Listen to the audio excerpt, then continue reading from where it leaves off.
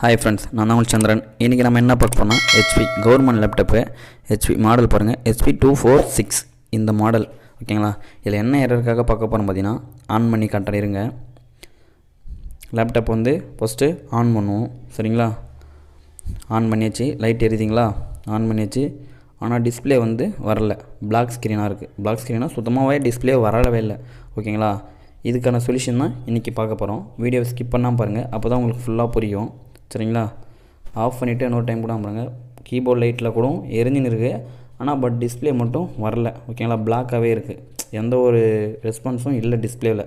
இதுக்கு என்ன ப்ராப்ளமாக இருக்கும் அப்படின்னு சஜஷன் பண்ணால், ரேம் தான் ப்ராப்ளமாக இருக்கும். ரேமை வந்து எப்படி இதில் இருக்கிறது செக் பண்ணணும் அப்படின்னு பார்த்தீங்கன்னா, ஆஃப் பண்ணிவிட்டு லேப்டாப் க்ளோஸ் பண்ணிங்க. க்ளோஸ் பண்ணிவிட்டு பேக்கில் இருக்க பேட்டரி வந்து ரிமூவ் பண்ணுங்கள். ரிமூவ் பண்ணிங்கன்னா அந்த பேட்டரி பக்கத்துலேயே இருக்குது பாருங்கள் ஒரு நாப், அந்த இது மாதிரி ஸ்க்ரூ ட்ரைவர், அதை எடுத்து ஸ்க்ரூ ட்ரைவர் எடுத்து அதை மட்டும் ஓப்பன் பண்ணுங்கள். ஓகேங்களா? அதை ஓப்பன் பண்ணிவிட்டு அந்த பாட்டமை பிளேட்டை வந்து வெளியே எடுத்துருங்க. வெளியே எடுத்திங்கன்னா அதில் இருக்கும் பாருங்கள். ஓகே, எடுத்தாச்சிங்களா? எடுத்ததுக்கப்புறம் கீழே ஒர்க்கு பாருங்கள். இதுதான் வந்து ரேம். ஓகேங்களா? இந்த லேப்டாப்புக்கான இந்த இதுதான் ரேம். சரிங்களா? இது என்ன இதுவாக இருக்கும்னு பார்த்தீங்கன்னா, ரொம்ப நாள் யூஸ் பண்ணாமல் இருந்து அந்த சைடில் இருக்க நாப்பை வச்சு ஓப்பன் பண்ணுங்கள். ஓப்பன் பண்ணால் வெளியே வந்துடும். அதை அப்படியே எடுத்துக்க வேண்டிய. ரொம்ப நாள் யூஸ் பண்ணாமல் இருந்து இந்த மாதிரி இருந்தால் அதில் ஒரு லாயர் மாரி படிஞ்சு நமக்கு டிஸ்பிளே கான்டாக்ட் ஆகாமல் இருக்கலாம். இது மோஸ்ட்லி இதை ப்ராப்ளத்தை கூட இதாகும்.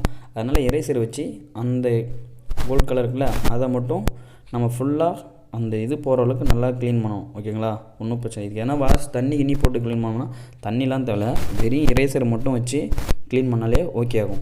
இல்லை நான் 2-3 டைம் எரேசர் போட்டும் ஓகே ஆகலை அப்படின்னா ரேம் தான் வேறு சேஞ்ச் பண்ணுற மாதிரி இருக்கும். ஓகேங்களா?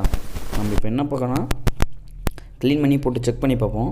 ஓகே ஆயிடுச்சுன்னா ஓகே, இந்த ரேமே யூஸ் பண்ணிக்கலாம்.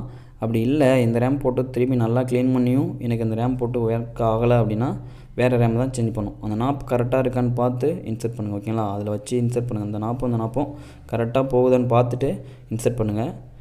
ஓகேங்களா? மற்றபடி நீங்கள் மாற்றி சொன்னாலும் போகாது, கரெக்டாக அதை மட்டும் இருக்கான்னு பார்த்துக்குங்க. சரிங்களா? பார்த்துட்டு இப்போ நம்ம வந்து பேட்ரி போட்டு ஆன் பண்ணி பார்ப்போம். பிளேட் போட வேணாம், ஃபஸ்ட்டு போட்டுட்டு செக் பண்ணணும் ஒர்க் ஆகுதா என்னென்னு. ஓகேங்களா? அப்படியே ஒர்க் ஆகலைன்னா நம்ம வேறு ரேம் சேஞ்ச் பண்ணிக்கலாம். ஆன் பண்ணி பார்ப்போம். ஓகே, டிஸ்பிளே வந்துச்சிங்களா? ரேம் இப்போ ஒர்க் ஆகுது. இதே ரேமே பிரச்சனை இல்லை, எந்த பிரச்சனையும் இல்லை. என்ன பண்ணணும் பார்த்தீங்கன்னா, நமக்கு ஸ்டார்டிங் விண்டோ கரெக்டாக வருது, டிஸ்பிளே வராமல் இருந்தது. இப்போ ரேம் கட்டி க்ளீன் பண்ணி போட்டோன்னே ரேம் வந்து ஒர்க் ஆகுது. சரிங்களா? இப்போ லேப்டாப்பை ஒரு டைம் ஆஃப் பண்ணிவிட்டு அது எல்லாத்தையும் ஃபிட் பண்ணிடணும். சரிங்களா?